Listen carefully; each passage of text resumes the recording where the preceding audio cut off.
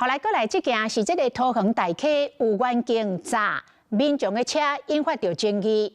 讲当时一个卡瓦五的人出门佚佗，要转去的半路，突然间被警察包围。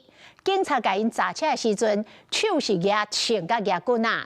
这是互车顶的囡仔活要惊死。警察是驳回讲，是因为接到通报有山鸟鼠，才伫个山路来临检。但是民众对这种的驳回无法度接受。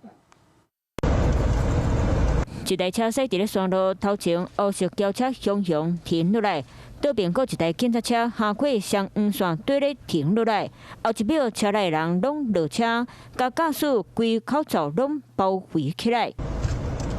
车门拍开，无到3秒，警察摕棍仔落车。头前黑色轿车穿白衫的查甫人嘛摕枪落车，哪走哪瞄准砸风玻璃。进来看本人哪里刚好而已啊。我们哪里违规？没关系，他收起来这样子。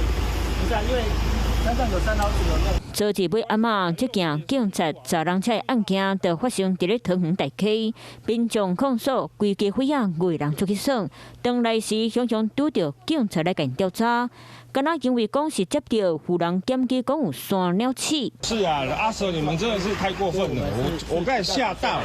当事人讲，家己的车窗无关，敢看袂出胸规口罩大大细细。这17个警察，有人摕棍仔，有人背枪，机车内大声伫咧发休。民众就去讲，警察安尼执法伤过超过。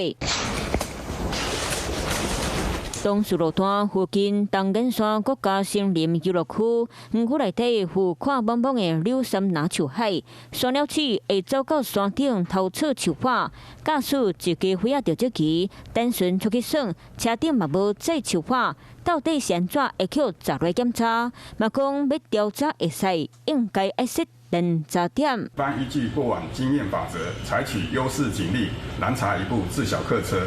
为经拦查发现系民众一家5口出游，并无不法。警方当下向民众道歉，过程中无人员车辆损伤。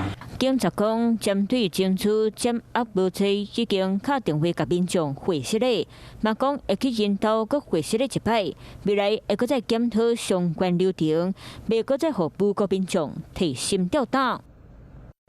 Hello， 我是张新文。想要抢先掌握最及时的新闻资讯吗？赶快订阅、按赞、开启小铃铛，锁定华视新闻 YouTube 频道。